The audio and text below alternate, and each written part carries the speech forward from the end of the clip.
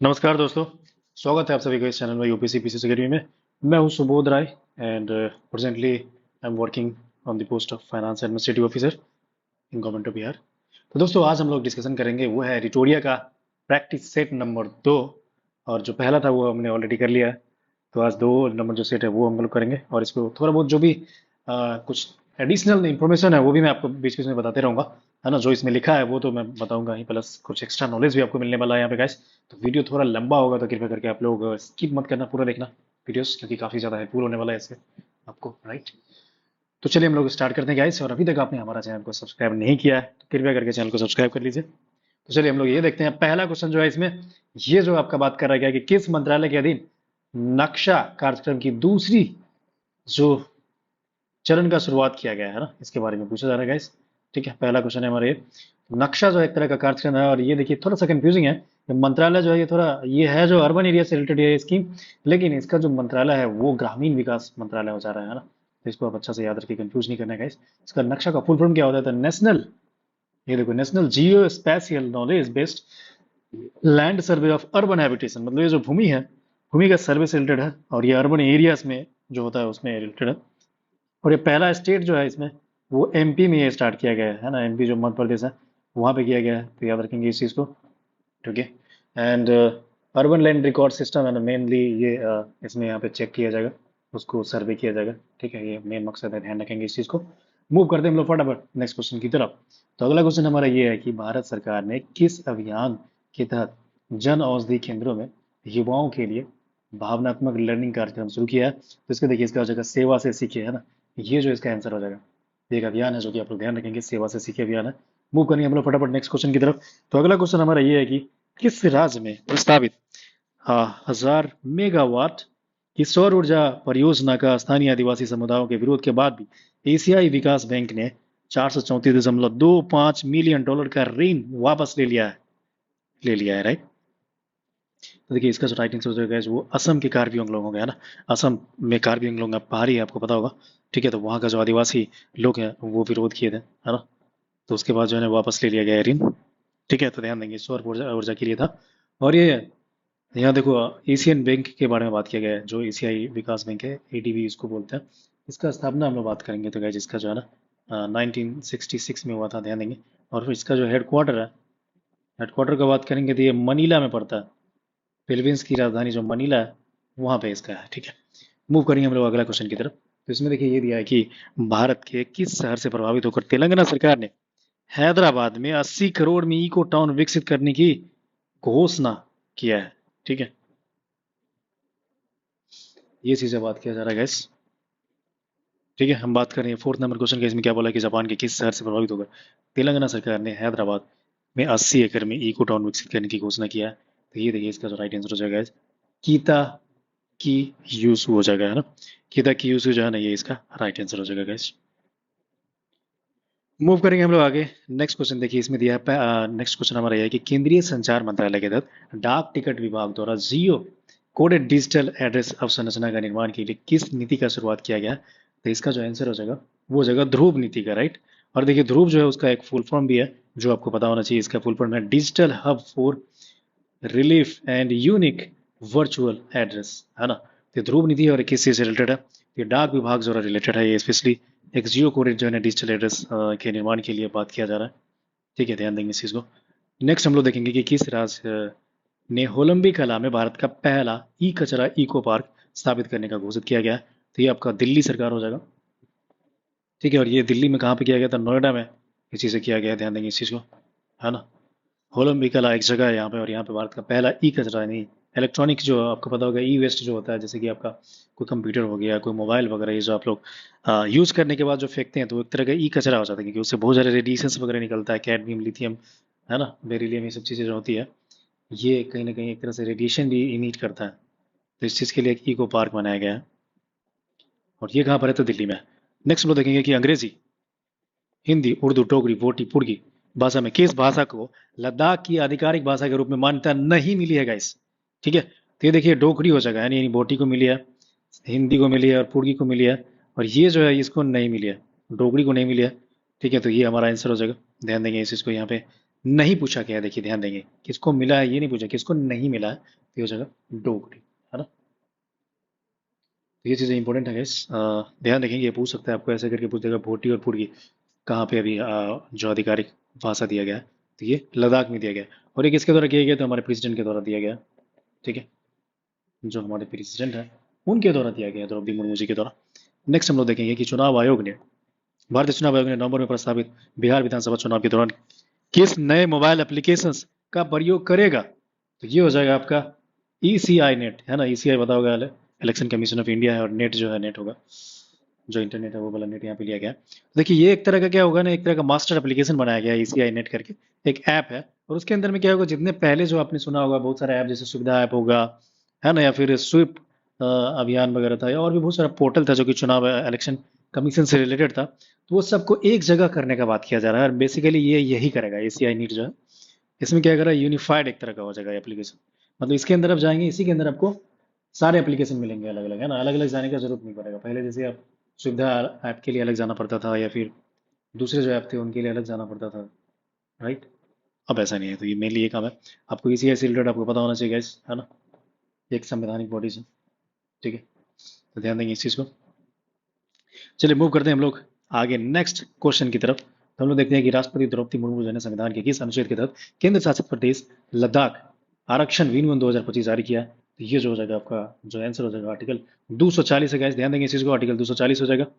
Move करें हम लोग फटाफट आगे, तो आगे देखिए इसमें दिया है कि नीति आयोग की MSME प्रतिस्पर्धात्मक रणनीति के बारे में विचार करें। नीति आयोग से पता होगा कि इनका स्थापना जो हो गया कि कब हुआ था, 1/1/2015 को स्थापना हुआ था, और ये प्लानिंग कमीशन को रिप्लेस किया था, प्लानिंग कमीशन आपको पता होगा, ठीक है, तो ये नीति आयोग के लिए एक थिंक टैंक है, तो इसके बारे में बात किया गया है कि नीति आयोग जो है MSME प्रतिस्पर्धात्मक रणनीति के बारे में विचार करें, तो देखिए इसका जो आंसर हो जाएगा ये हो जाएगा केवल 1 और 2, यानी कि भारत में MSME का GDP में लगभग योगदान जो है ना 30% से अधिक हो गया है। और देखो ये डेटा वगैरह है ना, ये आप लोग अभी से ही नोट कर सकते हो, क्योंकि ये जो है ना आपका मेंस जो एग्जाम होगा उसमें भी आपका यूज होगा काफी ज्यादा, ठीक है। मेंस का आप देखेंगे MSME जो है ना हॉट टॉपिक रहता है guys, कई बार पूछा गया है मेंस में, जो सेकंड पेपर होता है GS का उसमें, है ना, तो अभी से ये सब चीजें आप कर सकते हो, this is my personal experiences, जो कि आपको मेंस में भी काम आएगा, है ना, इंटीग्रेटेड पढ़ाई किया करो आप लोग, कुछ ऐसा चीज़ें रेलिवेंट इन्फॉर्मेशन आपको लगता है कि आप मेंस में भी लिख सकते हो, तो उसको कहीं अलग से उसको नोट डाउन कर लो, राइट। चलिए हम लोग देखेंगे नेक्स्ट क्वेश्चन की तरफ। हाँ, तो इसमें देखो इसका दूसरा स्टेटमेंट भी सही है, यानी कि रिपोर्टर में और एक क्लस्टर आधारित दृष्टिकोण और डिजिटल मार्केटिंग को प्रोत्साहित की सिफारिश दी गई है, ठीक है, और ये जो है ना 90% पूर्ति हो रही है, ये गलत चीज़ है, ये स्टेटमेंट सही नहीं है ना, भारत में MSME के लिए फंडिंग हो सकता हूँ कि 90% पूर्ति हो रही है, सही नहीं है। और अभी हाल ही में जो इसका लिमिट है वो बढ़ाया गया है, MSME का लिमिट, यानी कि जो टर्न ओवर है प्लस इसका जो इन्वेस्टमेंट लिमिट है वो बढ़ाया गया, तो वो भी आप एक बार देख लेना, ठीक है। नेक्स्ट देखिए इसमें दिया है कि किस राज्य सरकार के राज्य के सीमावर्ती और संवेदनशील क्षेत्रों में रहने वाले मूल निवासियों और स्वदेशी नागरिकों को आत्म सुरक्षा के लिए हथियार का लाइसेंस देने का बात किया गया, तो ये आपका असम हो जाएगा। असम नॉर्थ ईस्ट का एक स्टेट है, इसकी राजधानी जो है आपका कहाँ पर है, तो गुवाहाटी है, ठीक है, गुवाहाटी है। और अभी हाल ही में इसका सेकेंड जो है राजधानी जो है ना, ये डिब्रूगढ़ एक टाउन है, उसको बनाए जाने का बात किया जाए, आपने न्यूज़ में सुना होगा, इससे रिलेटेड एक इन्फॉर्मेशन है ये जो मैं आपको बता दूं, ठीक है, तो ये सब है। मूव करेंगे हम लोग फटाफट अगला क्वेश्चन की तरफ। मुख्यमंत्री नीतीश कुमार ने जल जीवन हरियाली अभियान के तहत किस जगह विक्रम और सौर ऊर्जा का उद्घाटन किया है, ठीक है, तो इसका जो राइट आंसर हो जाएगा जो हो जाएगा पटना हो जाएगा। ध्यान देंगे विक्रम सौर ऊर्जा परियोजना जो है ये कहाँ पर है, तो पटना में है, ठीक है। आगे देखेंगे हम लोग वेव्स के बारे में, देखिए दिया, ये काफी इंपॉर्टेंट स्कीम है, वेव्स शिखर सम्मेलन जो 2025 है, इसके बारे में निम्नलिखित कथन पर विचार कीजिए, है ना। और इसको देखो वेव्स जो था ना, इसका फुल फॉर्म क्या है, तो world audio visual and entertainment summit, है ना, ये इसका जो है फुल फॉर्म होता है, तो इस चीज को आप ध्यान देंगे। और इससे रिलेटेड जो पूछा जा रहा है इसमें कि कौन सा सही कथन है, देखो यहाँ पे भी चीज जो क्वेश्चन जो पूछा जाता है ना, उसमें आप ये देखेंगे कि कौन सा कथन या फिर कौन सा कथन सही नहीं है, ये क्या पूछ रहा है, इस चीज को ध्यान रखना है ना, नॉट ट्रू या फिर ट्रू पूछ रहा है, क्योंकि कई बार बच्चे जो है ना गलती कर देते हैं, इस वजह से वो ठीक से जो है ना जो कीवर्ड होता है वो नहीं पढ़ पाते हैं इसका, और जल्दीबाजी में गलत आंसर देते हैं। तो इसमें सही पूछा जा रहा है, तो ये इसका जो आंसर हो जाएगा वो है आपका केवल एक हिंदू, यानी कि एक दोनों सही है, कि भारत की GDP में रचनात्मक अर्थव्यवस्था की भूमिका को दर्शाता है, और भारत ने रचनात्मक तकनीकी संस्थान की स्थापना की है ना। और ये देखो मेनली इंटरटेनमेंट इंडस्ट्रीज वगैरह जो है, जैसे मूवीज वगैरह हुआ या और भी चीज़ें जो सिनेमा वगैरह है या कुछ इंटरटेनमेंट का जो जरिए है, मेनली उसी से रिलेटेड है ये वेब्स वाला जो है ना। आपने देखा होगा कि world audio visual and entertainment summit, इसका फुल फॉर्म ये है। चलिए हम लोग मूव करेंगे हम लोग अगला क्वेश्चन की तरफ। तो अगला क्वेश्चन हम लोग देखते हैं कि 14 नंबर का क्वेश्चन है कि किस राज्य के शिक्षा विभाग ने सरकारी स्कूलों में प्रशिक्षण उपकरणों की उन्नत करने तथा शिक्षा की गुणवत्ता में सुधार के लिए गैर सरकारी संगठनों के साथ समझौता किया है। तो ये आपको पता होना चाहिए फ्रेंड। और ये जो हो जाएगा तेलंगाना हो जाएगा, है ना। किस राज्य के शिक्षा विभाग ने सरकारी स्कूलों में प्रशिक्षण उपकरणों को उन्नत करने तथा शिक्षा की गुणवत्ता में सुधार के लिए गैर सरकारी संगठनों के साथ समझौता किया है? तेलंगाना हो जाएगा। तेलंगाना का राजधानी जो कैपिटल है यानी कि राजधानी जो है वो हैदराबाद है। ध्यान देंगे इस चीज़ को। अभी जो है ये आपका 2014 में ये अलग एक स्टेट बना है, आंध्र प्रदेश से अलग हुआ था, है ना।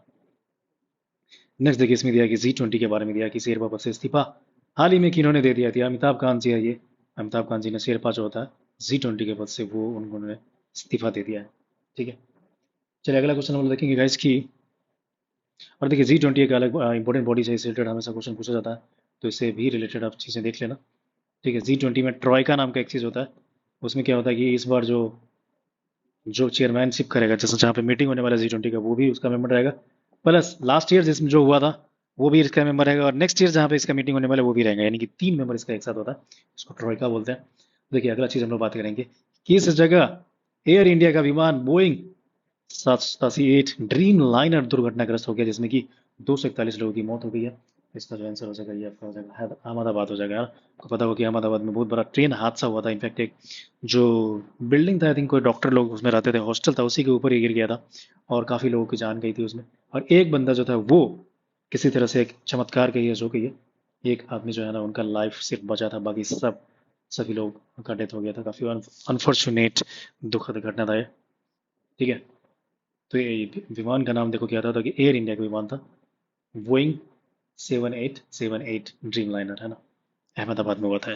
गूगल ने एशिया प्रशांत क्षेत्र का, अगला क्वेश्चन है कि गूगल ने एशिया प्रशांत क्षेत्र का पहला सुरक्षा इंजीनियरिंग केंद्र कहाँ पर स्थापित करेगा? तो ये आपका आंसर जो हो जाएगा ये हैदराबाद हो जाएगा गाइस। ठीक है।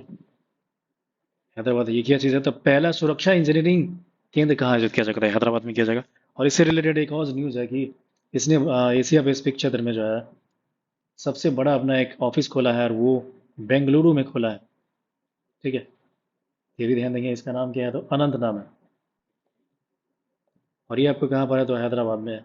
नहीं सॉरी, अनंत कहाँ पर? तो बेंगलुरु में, मैं ऑलरेडी बताया आपको। ठीक है। ये इनका ऑफिस है खुद का। और हैदराबाद जो था ये था, हैदराबाद क्या था? तो पहला सुरक्षा इंजीनियरिंग केंद्र इन्होंने खोला है, तो कंफ्यूज नहीं करना है इसको। ध्यान देंगे इस चीज़ को। हाल ही में भारत के किस राज्य की राजधानी पहली बार भारतीय रेलवे नेटवर्क से जुड़ गई है? तो ये देखो मिजोरम हो जाएगा इसका राइट आंसर, है ना। मिजोरम जो है उनका राजधानी यानी कि एजोल इनका जो राजधानी है, ये क्या हुआ कि पहली बार रेलवे नेटवर्क से जुड़ा है। इससे पहले यानी कि रेल नेटवर्क वहाँ पर डायरेक्ट नहीं था। नेक्स्ट क्वेश्चन है कि कौन सा राज्य सभी शहरी स्थानीय निकायों को एक ही डिजिटल प्लेटफॉर्म ई नगर पालिका 2.0 से जोड़ने वाला पहला भारतीय राज्य बन गया है? ठीक है। तो इसका आंसर हो जाएगा एमपी हो जाएगा। देखो इस तरह का कोई भी चीज़ पहला होता है ना तो डेफिनेटली काफ़ी इंपॉर्टेंट हो जाता है। तो ध्यान देंगे डिजिटल प्लेटफॉर्म जो है ई नगर पालिका जो है 2.0 शहरी स्थानीय निकाय यानी कि म्यूनिसिपलिटीज या म्यूनिसिपल कॉर्पोरेशन हो गया, उसके बारे में बात किया जा रहा है यहाँ पे। ये एमपी हो जा रहा है। नेक्स्ट देखो इसमें दिया कि डाउन टू अर्थ मैगजीन और centre of the science and environment द्वारा भारत का कौन सा राज्य है ना पर्यावरण श्रेणी में प्रथम स्थान पर है? ठीक है। तो इसका जो राइट आंसर है वो जाएगा आपका Andhra Pradesh. Okay. Down to earth magazine और centre for science and environment द्वारा भारत का कौन सा राज्य है ना पर्यावरण श्रेणी में प्रथम स्थान पर दिया? आंध्र प्रदेश हो जाएगा। नेक्स्ट हम लोग बात करेंगे कि बिहार के सारण जिले में स्थित मढ़ौरा रेल इंजन कारखाने में निर्मित इंजन को किस अफ्रीकी देश को निर्यात किया जाएगा, है ना। तो इसका जो राइट आंसर हो जाएगा वो हो जाएगा गिनी गणराज्य हो जाएगा। ठीक है। बिहार के सारण जिले में स्थित मढ़ौरा रेल इंजन कारखाने में निर्मित इंजन को किस अफ्रीकी देश का निर्यात किया जाएगा? तो ये गिनी गणराज्य हो जाएगा। चलिए मैं मूव करेंगे अगला अगर क्वेश्चन की तरफ। और हाँ देखो ये जो है बिहार से रिलेटेड न्यूज़ है, तो डेफिनेटली ये काफ़ी पूछा जा सकता है BBI BPSC question, BPSC exam में जो है ये एक बीबीआई क्वेश्चन हो जा रहा था, इसको ध्यान से याद रखेंगे। और ये गिनी गणराज्य कहाँ का रहा था? अफ्रीका ने कंट्री कंट्री अफ्रीका में कंट्री पड़ता है। और इस जो इंजन का जो नाम रखा गया है, जो उसका भी नाम आपको पता होना चाहिए, कोमा रखा गया है। COM है कोमा। और कोमा एक जगह है, कहाँ पर है? तो गिनी एक कंट्री है, वहाँ पे एक प्रांत है और उसी के नाम पे रखा गया है ना।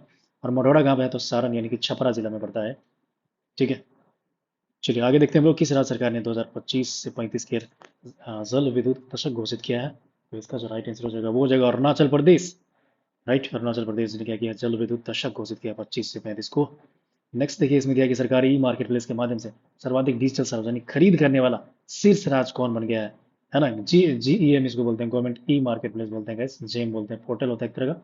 हम लोग जो गवर्नमेंट ऑफिस में थे पहले भारत सरकार में, तो मैंने देखा था ये सारा जो परचेजिंग वगैरह मोस्टली जो होता है सरकारी ऑफिस में, ये इसी पोर्टल के द्वारा किया जाता है ना।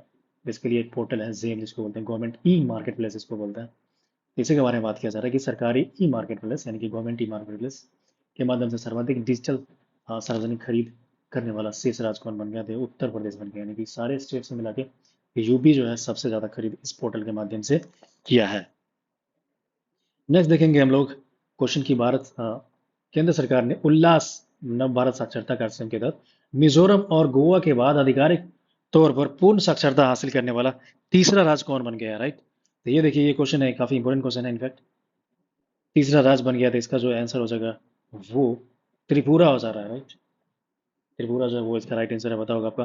तो उल्लास का देखिए सबसे पहले आपको फुल फॉर्म जाना चाहिए। उल्लास का है तो understanding of life long for all in the society, है ना। Understanding of life long learning for all, ठीक है। लाइफ लॉन्ग यहाँ पे लर्निंग भी हो जाएगा, learning for all in the society, ये जो हो जाएगा आपका उल्लास का फुल फॉर्म है।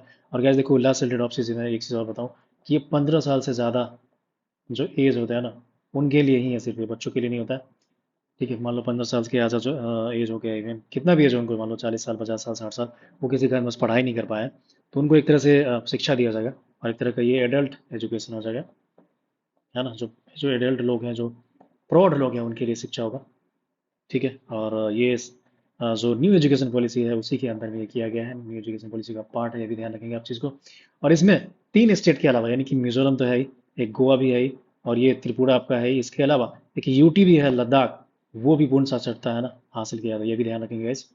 लद्दाख है कि यूटी हो गया, और 3 स्टेट में कौन है क्या, मिजोरम, गोवा एंड त्रिपुरा। मूव करेंगे अगला क्वेश्चन की तरफ। तो मुख्यमंत्री नीतीश कुमार ने किस नदी पर बने 4.57 किलोमीटर लंबे 6 लेन वाले पुल का उद्घाटन किया है, तो ये जो आपका हो जाएगा राइट आंसर हो जाएगा, ये क्या है, तो गंगा नदी हो जाएगा। 4.57 किलोमीटर लंबे 6 लेन वाले पुल का उद्घाटन किया गया, तो गंगा नदी हो जाएगा।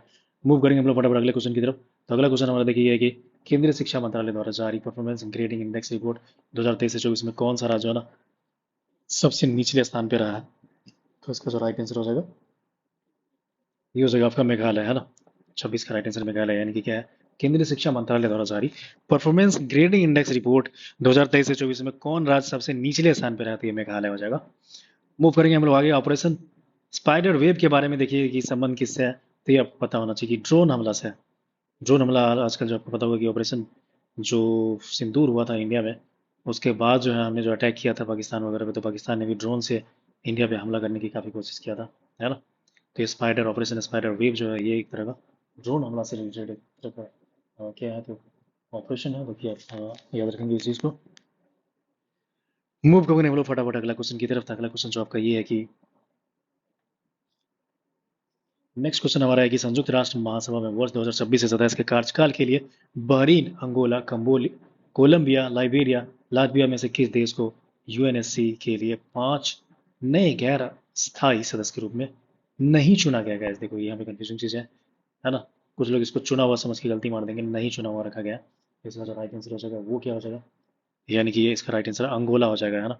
Angola is the right answer, ध्यान देंगे इस चीज़ को।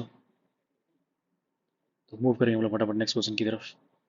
बहरीन, अंगोला, कोलंबिया, लाइबेरिया और लातविया के बारे में दिया गया कि इस देश को यूएनएससी के 5 नए गैर स्थायी सदस्य के रूप में चुना नहीं गया, तो अंगोला किया गया। और आपको पता होना चाहिए, देखिए यूनाइटेड नेशन में जो है ना 5 परमानेंट मेंबर होते हैं, और इसके अलावा 10 जो है ना ये नॉन परमानेंट मेंबर होते हैं।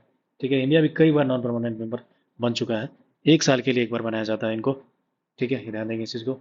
एंड 5 मेंबर तो आपको पता होगा परमानेंट जो है यूनाइटेड नेशन में, ये आपका यूएसए है, यानी कि America, plus Russia, and then England, and then France, and last one is China, है ना।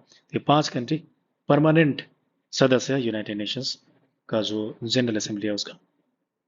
मूव करेंगे फटाफट नेक्स्ट क्वेश्चन की तरफ। तो इसमें देखिए दिया है क्या, हाल ही में जारी एक रिपोर्ट के अनुसार दुनिया के शीर्ष 10 स्टार्टअप शहरों की सूची में प्रथम स्थान पर किस शहर को प्राप्त हुआ है? ठीक है, ये ध्यान देना चाहिए आपको। तो ये राइट आंसर है, ये हो जाएगा सैन फ्रांसिस्को हो जाएगा, है ना। हाल ही में जारी एक रिपोर्ट के अनुसार दुनिया के शीर्ष जो है ना 10 स्टार्टअप शहरों की सूची में प्रथम स्थान किस शहर को प्राप्त हुआ है? सैन फ्रांसिस्को प्राप्त हुआ है। ओके, स्टार्टअप के बारे में देखो ये यहाँ बात किया जा रहा है। नेक्स्ट जो है, अमेरिकी राष्ट्रपति डोनाल्ड ट्रंप ने राष्ट्रीय सुरक्षा का हवाला देते हुए कितने देशों के नागरिकों की अमेरिका में प्रवेश पर पूर्ण प्रतिबंध लगा दिया है? ठीक है, तो इसका राइट आंसर हो जाएगा guys D is the right answer, यानी कि 12 हो जाएगा। आपको पता होगा कि ट्रम्प जो है ना इस तरह की चीजें काफी करता आ रहा है। मूव करें हम लोग आगे क्वेश्चन की तरफ कि किस देश में HIV रोगियों में 500% वृद्धि के बाद राष्ट्रीय सार्वजनिक स्वास्थ्य आपातकाल की सिफारिश की गई है? तो इसका राइट आंसर हो जाएगा गाइस ये फिलीपींस हो जाएगा, है ना। फिलीपींस जो है वो राइट आंसर है। किस देश में HIV रोगियों में 500% वृद्धि के बाद राष्ट्रीय सार्वजनिक स्वास्थ्य आपातकाल की घोषणा किया गया है? तो ये हो जाएगा फिलीपींस, राइट। HIV जो है, आपको पता होगा कि HIV जो रोग होता है वो RNA वायरस से होता है गैस, है ना। RNA और DNA दो तरह के वायरस होते हैं, आपको पता होगा। तो ये RNA वायरस से होता है। अक्वायर्ड अमीनो डिफिशियंसी सिंड्रोम जो है ये एड्स का फुल फॉर्म होता है। ठीक है, HIV जो एड्स होते हैं उनका फुल फॉर्म मैं बताया आपको। तो ये चीज़ें हैं गैस, और इनसे एलिसा टेस्ट जो होता है ना इनका, एक आपको पता होगा ये एलिसा टेस्ट जो होता है इसको चेक करने के लिए किया जाता है। ठीक है, मूव करेंगे आप फटाफट हम लोग आगे क्वेश्चन की तरफ। तो नेक्स्ट क्वेश्चन हमारा ये रहेगा कि भारत ने मालदीव के साथ पर्यटन संबंधों को पुनर्जीवित करने के लिए किसे मालदीव के लिए वैश्विक पर्यटन राजदूत नामित किया गया है? तो ये कैटरीना कैफ है जो एक्ट्रेस है। ठीक है, उनको क्या किया, नियुक्त किया गया। आपको पता होना चाहिए कि मालदीव जो है इंडियन ओशियंस में हमारा एक पड़ोसी देश है मालदीव, और अभी हमारे संबंध इनसे अच्छा नहीं था। एक नया जो प्रेसिडेंट उसका आया था, मोइजू नाम का था, मोहम्मद मोइजू, तो वो चाइना के साथ ज़्यादा क्लोजनेस कर लिया था।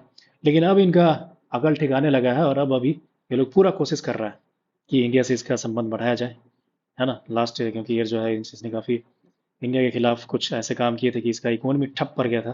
क्योंकि मोस्टली से इसका जो टूरिज्म होता है वो इंडिया से जाने वाले लोग होते हैं, और इंडिया के लोगों ने बॉयकॉट कर दिया था उसके लिए, काफ़ी नुकसान हुआ था इसका। तो अब जा करके इसका जो है ना दिमाग समझ में आया कि इंडिया इसके लिए कितना इंपॉर्टेंट है।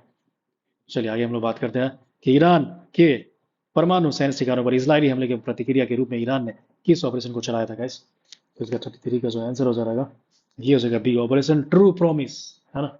ऑपरेशन ट्रू प्रॉमिस जो है ये इसका राइट आंसर है फ्रेंड। तो इस चीज़ को आप देखेंगे क्योंकि ये काफ़ी न्यूज़ में रहा था इस तरह का चीज़। इस बार जो अटैक हुआ था इसराइल और ईरान के बीच में युद्ध हुआ था, तो उसमें जो है अमेरिका भी कूद पड़ा था वो, है ना। तो सब ने अपना अलग अलग ऑपरेशन चलाया था। ये ऑपरेशन आपको ध्यान देना चाहिए। इससे रिलेटेड मैं मतलब आपको बताना चाहूँगा कि इसराइल से जो ऑपरेशन जो ईरान पे चलाया था उसका नाम था ऑपरेशन राइजिंग सन, है ना। ऑपरेशन राइजिंग सन नाम था, और इस नाम से आप याद रखो इस चीज़ को। ठीक है, उसके बाद दूसरा जो था अमेरिका ने जो चलाया था उसको बोलते हैं मिड नाइट हैमर। ठीक है, मिडनाइट हैमर चलाया गया था, ये हमें ईरान के खिलाफ इसने चलाया था। ठीक है, इसका नाम था मिडनाइट हैमर। और इसके बाद जो है ये ईरान ने खुद भी चलाया था ऑपरेशन जिसका नाम था ऑपरेशन ट्रू प्रॉमिस। तो ये चीज़ें याद रखेंगे गाइस। मूव करेंगे हम लोग अगला क्वेश्चन की तरफ। किस देश में 2000 वर्ष पहले बुद्ध के धर्म के आगमन के उपलक्ष्य में पवित्र पोषण पोया उत्सव मनाया गया था? 34 का जो आंसर हो जाएगा वो आपका हो जाएगा डी, यानी कि श्रीलंका हो जाएगा। हमारा पड़ोसी देश जो श्रीलंका है, जो पाक बे से जो है पाक बे नाम का एक जो समुद्री जगह है वहाँ से ये अलग होता है। इंडिया और पाकिस्तान जो है ना इसी समुद्री जो नाम है इंडियन ओशियंस में पड़ता है, और ये दोनों को अलग करता है पाक स्ट्रेट। ठीक है, तो ये क्या हो गया, इस देश में 2000 वर्ष पूर्व बौद्ध धर्म के आगमन के उपलक्ष्य में पवित्र पुष्प बोया उत्सव मनाया गया था। श्रीलंका हो जाएगा। नेक्स्ट हम लोग देखेंगे क्या कि QS वर्ल्ड यूनिवर्सिटी रैंकिंग 2024 में किस भारतीय संस्थान को शीर्ष स्थान प्राप्त हुआ है? तो इसका राइट आंसर हो जाएगा गाइस IIT दिल्ली हो जाएगा। IIT Delhi the right answer. Move करेंगे हम लोग फटाफट अगले क्वेश्चन की तरफ। ग्लोबल रियलिटी इंडेक्स 2025 के अनुसार दुनिया का सर्वाधिक रहने योग्य शहर किसे घोषित किया गया है? This is very important guys, ध्यान देंगे इस चीज को। दुनिया का ये सबसे रहने योग्य जो है ना ये देश घोषित किया गया हाल ही में, तो ये हो जाएगा कोपेनहेगन, है ना। कोपेनहेगन जो ये राइट आंसर है फ्रेंड, ध्यान देंगे इस चीज को। चलिए हम लोग मूव करेंगे। फिर इंपॉर्टेंट चीज़ है, इसको अच्छे से याद रखेंगे कि ग्लोबल लिवेबिलिटी इंडेक्स 2025 के अनुसार दुनिया का सर्वाधिक रहने योग्य शहर जो घोषित किया गया कोपेनहेगन हो गया। आगे हम लोग बात करेंगे गैस, ये आपका ये है कि जलवायु परिवर्तन सूचकांक 2025 में भारत को कौन सा स्थान प्राप्त हुआ है? तो ये देखिए ये जो है ना 10th पोजीशन पर प्राप्त हुआ है हमारा, है ना। जलवायु परिवर्तन सूचकांक के बारे में दिया गया है 10वां स्थान है हमारा। देखिए आगे हम लोग बात करेंगे किस देश के वैज्ञानिकों ने नई मौन रडार प्रणाली विकसित किया है। ठीक है, तो इसका राइट आंसर हो जाएगा चाइना हो जाएगा। मौन रडार यानी कि साइलेंट रडार रहेगा, जो पता नहीं चलेगा किसी को एनिमी को कि रडार है वहां पे, लेकिन वहां पे रडार रहेगा एक्चुअली में। तो ये चाइना ने किया है ऐसा खुराफाती। आगे देखिए इसमें दिया है कि उत्तर प्रदेश में इसरो का पहला प्रक्षेपण केंद्र कहाँ पे खोला जाएगा? है ना। 39 का आंसर हो जाएगा कुशीनगर। कुशीनगर एक जगह है जो रिलेटेड है, आपका पता होगा। कुशीनगर बौद्धिस्ट से रिलेटेड ज़्यादा है, बौद्ध धर्म से रिलेटेड है ना। कुशीनगर जो है यहाँ पे इनफैक्ट क्या हुआ था, महात्मा बुद्ध जो था उनका डेथ हो गया था, यहीं पे जो है इनकी मृत्यु हो गई थी कुशीनगर में। लुम्बिनी में जन्म हुआ था और कुशीनगर में इनका मृत्यु हुआ था। आगे हम लोग बात करेंगे कि अंतर्राष्ट्रीय परमाणु ऊर्जा एजेंसी द्वारा कहाँ अंतर्राष्ट्रीय परमाणु आपातकाल अभ्यास कॉन्वेक्स 2025 आयोजन किया गया है ना। तो इसका देखिए राइट आंसर जो होगा जो रोमानिया हो जाएगा ना। अंतर्राष्ट्रीय परमाणु ऊर्जा एजेंसी द्वारा कहाँ पे अंतर्राष्ट्रीय परमाणु आपातकालीन अभ्यास जिसको बोलते हैं कॉनेक्स 2025 आयोजन किया गया, तो ये रोमानिया हो जाएगा। आगे हम लोग मूव करेंगे गैस की राज्य विधेयकों पर राज्यपालों की शक्तियों पर सुप्रीम कोर्ट के फैसले से संबंधित निम्नलिखित कथन पर विचार करेंगे। तो इसका जो राइट आंसर है वो हो जाएगा आपका 41 का बी राइट आंसर है, यानी कि दूसरी सर केवल ये जो स्टेटमेंट है ये सही है, ये गलत है ना। यानी कि यदि कोई विधेयक बिना किसी बदलाव के पुनः प्रस्ताव प्रस्तुत किया जाता है विधानसभा में तो राज्यपाल को स्वीकृति प्रदान करना आवश्यक हो जाएगा। और स्वीकृति केवल तभी स्वीकार है जब उसमें भौतिक परिवर्तन किया गया हो, है ना। तो ये चीज़ है, यानी कि कोई विधेयक बिना किसी बदलाव के पुनः प्रस्तुत किया जाता है तो राज्यपाल को स्वीकृति प्रदान करना आवश्यक हो जाएगा। और स्वीकृति केवल तभी स्वीकार है जब उसमें भौतिक परिवर्तन किया जाएगा, तो ये चीज़ है। और इसके ऊपर हमने क्या देखा था कि राज्यपाल के पास अनुच्छेद 200 के तहत पूर्ण वीटो या पॉकेट वीटो का अभाव है और वे विधेयकों की अनिश्चित काल तक निलंबित कर सकते हैं, तो ये गलत स्टेटमेंट है। ठीक है, आगे देखिए इसमें नेक्स्ट क्वेश्चन हमारा क्या कि पटना पायरेट्स के किस कबड्डी खिलाड़ी ने प्रो कबड्डी लीग से संन्यास लेने का घोषणा किया है। तो इसका राइट आंसर हो जाएगा आपका प्रदीप नरवाल। नेक्स्ट देखते हैं हम लोग कि भारत के किस शतरंज ग्रैंड मास्टर ने नॉर्वे में आयोजित शतरंज टूर्नामेंट 2025 में विश्व के नंबर 1 खिलाड़ी मैग्सन कार्लसन को हराया है। 43 का राइट आंसर हो जाएगा डी गुकेश। ठीक है, भारत के किस शतरंज ग्रैंड मास्टर ने नॉर्वे में शतरंज टूर्नामेंट 2025 में विश्व के नंबर 1 खिलाड़ी मैग्नस कार्लसन को हरा दिया था, डी गुकेश हो जाएगा। नेक्स्ट इसका हम लोग बात करेंगे कि 13वें आईसीसी महिला वनडे विश्व कप 2025 का आयोजन भारत और कौन सा देश मिलकर संयुक्त रूप से करेंगे। तो ये आपका हो जाएगा श्रीलंका, है ना। यानी कि 13वें आईसीसी महिला वनडे विश्व कप 2025 का आयोजन जो है ना भारत और कौन सा देश मिलकर संयुक्त रूप से करेंगे, तो ये आपका हो जाएगा श्रीलंका, है ना। भारत और श्रीलंका करेंगे, ध्यान देंगे इस चीज को। मूव करेंगे हम लोग आगे नेक्स्ट क्वेश्चन की तरफ। आगे हम लोग बात करेंगे कि ओलंपिक खेलों से संबंधित जो है निम्नलिखित कथनों पर गलत है। देखिए इसमें गलत पूछा जा रहा है ना। तो गलत आपको बताना है कि कौन सा इसमें सही है, कौन सा गलत है, रॉन्ग है ना। 49 का जो राइट आंसर हो जाएगा गाइस वो हो जा रहा है आपका, सॉरी ये जो देखो 45 है ये गलती हो जाएगा, है ना। ऊपर में देखो 44 यहाँ पर है और ये 45 है, आई थिंक मिसप्रिंट हो गया है। 45 नंबर का क्वेश्चन जो है उसका जो राइट आंसर है गाइस वो हो जाएगा डी। ठीक है, यानी कि डी बोले तो ये स्टेटमेंट जो है ये गलत है, ये जो है गलत है, बाकी सब सही है। यानी कि 2028 में ओलंपिक में baseball, software, flag football, lacrosse, sixes और स्क्वैश को भी जगह मिली है, ये सही जवाब है। और इसके अलावा जो ये दो स्टेटमेंट है ये भी सही है ना। यानी कि 2028 में ओलंपिक खेलों की मेजबानी लॉस एंजलिस अमेरिका के दौरा किया जाएगा। दौरा अब तक के ओलंपिक इतिहास में तीसरी बार इस तरह शहर का आयोजन किया जाएगा, है ना। यानी कि लॉस एंजलिस में अभी तक जो है ना ओलंपिक का आयोजन ये तीसरा बार किया जाएगा। अब 128 साल बाद क्या है ना, इसको इस बार क्या होगा कि क्रिकेट को भी शामिल किया गया, राइट। 2028 के ओलंपिक खेल में हाल ही में शामिल किया गया, तो ये चीज़ इंपॉर्टेंट है। आगे देखिए हम लोग बात करेंगे कि वक्फ संशोधन अधिनियम 2025 के प्रमुख प्रावधानों पर विचार करेंगे। तो इसका जो राइट आंसर हो जाएगा गैस केवल 2 हो जाएगा, है ना। केवल 2 इसका राइट आंसर हो जाएगा। यानी कि सरकारी संपत्ति को वक्फ केवल विशेष परिस्थिति में घोषित किया जाता है। सरकारी संपत्ति को वक्फ केवल विशेष परिस्थिति में घोषित किया जा सकता है। ठीक है, कौन सा कथन गलत है, राइट राइट। देखिए गलत पूछा है, यानी कि ये स्टेटमेंट गलत है गाइस, बाकी ये सब सही है। यानी कि पहला सही ये है कि कोई भी व्यक्ति किसी संपत्ति को वक्त तभी घोषित करेगा जब वह संपत्ति का वैध मालिक हो, प्लस विवाद, ये भी सही है। विवाद की स्थिति में राज्य सरकार द्वारा नियुक्त अधिकारी जांच करेगा, है ना, तो ये सही है। और तीसरा स्टेटमेंट ये भी सही है कि केंद्रीय वक्फ परिषद में मुस्लिम सदस्यों में 2 महिलाओं सदस्य का होना अनिवार्य कर दिया गया है ना। तो इस चीज को आप ध्यान देंगे गाइस। फिर से देखिए बताता हूँ कि कोई भी व्यक्ति किसी संपत्ति को वक्त तभी घोषित करेगा जब वो संपत्ति का वैधानिक मालिक हो। ठीक है, एंड नेक्स्ट ये स्टेटमेंट सही है कि विवाद की स्थिति में राज्य सरकार द्वारा नियुक्त अधिकारी जांच करेगा। फिर ये सही है कि केंद्रीय वक्फ परिषद में मुस्लिम सदस्यों में से 2 महिला सदस्य होना अनिवार्य है। आगे बात करेंगे हम लोग की हिंदी भाषा के लिए कविता संग्रह फिर उगना के लिए किनको साहित्य अकादमी युवा पुरस्कार 2025 से सम्मानित किया गया था। इनका नाम है पार्वती तिर्की। पार्वती तिर्की जो है, इनको सम्मानित किया गया किसके लिए, तो जो साहित्य अकादमी युवा पुरस्कार 2025 है ना। और इनका जो लेखक ये है, और इनका जो लेखन है जिस चीज के लिए इनको मिला है, इनका नाम है फिर उगना। नेक्स्ट देखिए, इसमें दिया है केंद्रीय मंत्री किरण रिजिजू जी ने नई दिल्ली में वक्फ संपत्तियों के प्रबंधन से जुड़े किस पोर्टल को लॉन्च किया है। तो देखिए, इसका जो राइट आंसर हो जाएगा, इस वो हो जाएगा उम्मीद सेंट्रल पोर्टल, है ना, याद रखेंगे। उम्मीद पोर्टल जो है ना, ये वक्फ कानून से रिलेटेड है। एंड देन किस आईआईटी संस्थान ने उच्च शिक्षा में समावेशन को बढ़ावा देने के लिए SC ST उम्मीदवारों के लिए पहला विशेष PhD प्रवेश अभियान शुरू कर दिया है। 49 का जो आंसर हो जाएगा वो IIT दिल्ली हो जाएगा। ये SC ST उम्मीदवारों के लिए मेनली। एंड देन अंतर्राष्ट्रीय धार्मिक स्वतंत्रता शिखर सम्मेलन 2025 का आयोजन कहाँ पे किया गया है, ये आपको बताना चाहिए। तो ये जो है नैरोबी में किया जाएगा गाइस, है ना। राइट आंसर जो हो जाएगा वो क्या है, तो नैरोबी जो है इसका राइट आंसर है। ठीक है, तो ध्यान देंगे इस चीज़ को। तो गाइस जिसके साथ जो है हमारा सेशन अभी के लिए खत्म होता है। फिर हम लोग दूसरा जो सेट है, सेट 3 के साथ बहुत जल्दी आप लोगों के समक्ष हाजिर होंगे। ठीक है, तो फ्रेंड आप लोग एकदम जम के मेहनत कीजिए गाइस, है ना, क्योंकि टाइम अभी काफ़ी कम हो जाए अभी बेसिक एग्जाम का। और ये देखो, करंट अफेयर कोई भी आप दूसरा भी एग्जाम्स का तैयारी कर रहे हैं तो उसके लिए भी इंपॉर्टेंट हो जाएगा। ठीक है, उसके लिए भी आप ये रेफर कर सकते हो, क्योंकि करंट अफेयर जो है मोरलेस सारे एग्जाम में तो सेम रहता है। सिर्फ यूपीएससी में उतना फैक्चुअल नहीं पूछेगा, बट यूपीएससी के अलावा कोई भी अन्य एग्जाम का तैयारी करो, चाहे वो टीचर का कर रहे हो, दरोगा का कर रहे हो, ASO का कर रहे हो, रेलवे वगैरह, सब में आई थिंक ये फैक्चुअल चीज़ें तो है ना, सब में रहता है। फिर कोई भी स्टेट PCS का कर रहे हैं, चाहे वो बिहार का हो, यूपी का हो, या झारखंड या MP, कुछ भी हो, है ना, तो उसके लिए भी आप ये बिल्कुल रेफर कर सकते हैं। और इसके अलावा दोस्तों मैं ये बताना चाहूँगा कि अभी हमने जो 40 डेज का एक मास्टर प्लान बनाया था, उसके अकॉर्डिंग जो है ना, रोज हम लोग लाइव आते हैं लगभग 10 बजे के आसपास, और वहाँ पे हम लोग डिस्कशन करते हैं करंट अफेयर प्लस एक स्टैटिक सब्जेक्ट रोज डिस्कशन करवाते हैं हम लोगों का। ठीक है, तो उसके अकॉर्डिंग आप रोज उसके जो हमारा एक सिलेबस है, कि एक रोज का टारगेट मैं देता हूँ, और उसके अकॉर्डिंग आप चलेंगे तो डेफिनेटली आप यकीन मानिए कि आपका जो पूरा सिलेबस है वो जो है लगभग मुझे लग रहा है कि 3-4 जो सितंबर है, 3-4 तारीख तक ही लगभग खत्म हो जाएगा। और उसके बाद फिर एक और सप्ताह में आप रिवाइज भी कर सकते हो इस चीज़ को। ठीक है, तो दोस्तों आपने हमारे चैनल को सब्सक्राइब नहीं किया अभी तक, तो कृपया करके हमारे चैनल को सब्सक्राइब कर लीजिएगा।